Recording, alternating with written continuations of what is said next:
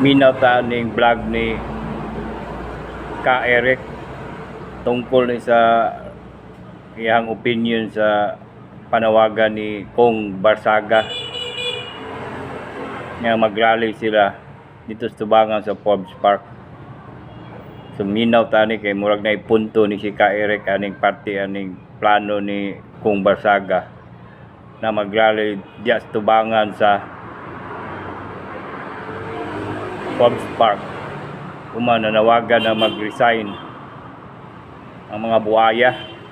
Minaw tani kay Ka Eric kay naipunto ni na hindi nagugustuhan sa pagpapatikos at pagpupuna ni Congressman Kiko Barsaga hinggil sa malubhang kalagayan ng korupsyon, pandarahon at mga abuso sa pundo ng bayan na nangyayari at pinapahintulutan ng gobyerno ni Marcos at Romualdez. Magkaisa tayo dyan.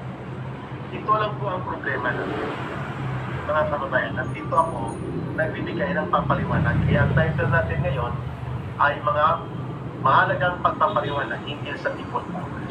Una, hindi pa po magkakaroon ng people power dito. I am very sure of that.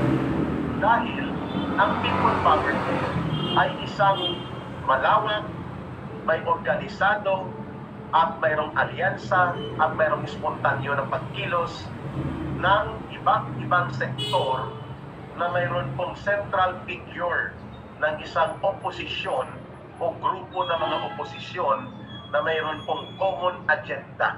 Tama. At sila po ay nagkakasundo na gumawa ng sama-samang pagkilos, malawakang mga aksyon upang magpatupad ng reforma sa pamamagitan ng mapayapang pamamaraan to petition the government. I will underscore mapayapang pamamaraan to petition the government. Ang panawagan ni Congressman Kiko Barsaga, sabi niya, wala namang nangyari pagkatapos ng sinasabi nating malakihang rally noong September 21, 2025. Ang taong bayan daw ay punding-pundi na, galit na, at wala na tayong ibang pwedeng gawin kundi lumabas na sa EDSA at lumusok na sa mga bahay nito mga nanakaw ng mga politiko at ang target niya, Forbes Park. Okay? So, mukhang magandang pakinggan pero delikado po yan. Sapagkat una, manipis ang ating organisadong pwersa. Ang mayroong mass base at mayroong organisadong pwersa na hindi natin may tatanggi Roman Catholic Church.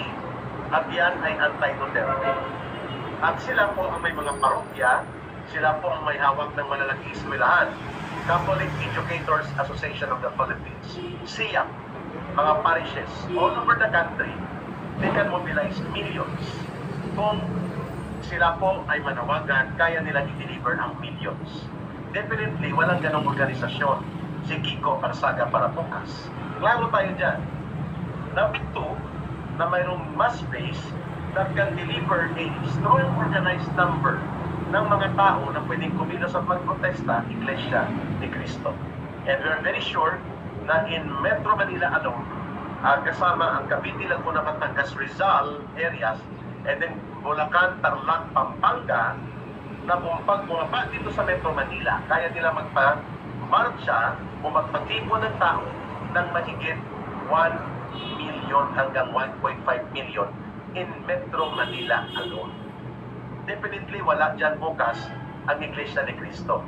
Wala din ang Roman Catholic Church, wala din ang Catholic Educators Association of the Philippines like mga Ateneo, Lasal, mga Miriam, yan po ay SIAP. There are more than 1,000 universities and colleges na nabilong sa SIAP. Catholic Educators Association of the Philippines like St. Paul's, yan mga ganyan po all over the country, mga hawak ng mga paring Dominicano, Agustino, yan po Roman Catholic Church influence. So undeniably, ang Roman Catholic Church group na mayroong kasaysayan sa mga pagsama at mga pagkilos sa people power ay wala bukas kay Kiko Barsaga. Sigurado tayo dyan. Wala din dyan bukas ang Iglesia ni Cristo. Sigurado din tayo dyan. Ang isa pang block na kayang mag-deliver block ng mga tao, mga 300,000 to 500,000 ang Jesus is Lord movement nila Brother Eddie Villanueva. Hindi rin sila sasama dyan bukas. Ano bang pwedeng mag-deliver ng pwersa nila? Ang Kingdom of Jesus Christ sa Metro Manila, kaya nila mag-deliver. Ang KOGC, kaya mag-deliver yan mga 50,000 sa Metro Manila. Definitely, wala din sila bukas. So, kita niyo ang punto ko.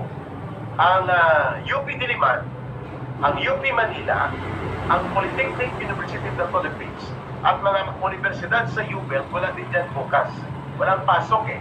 At ang lumanangoy dyan ay ang grupo naman po ng CPP, NPA, NDF, Youth Organizations and Alliances. Mauna na ron. Wala din sila dyan bukas, no?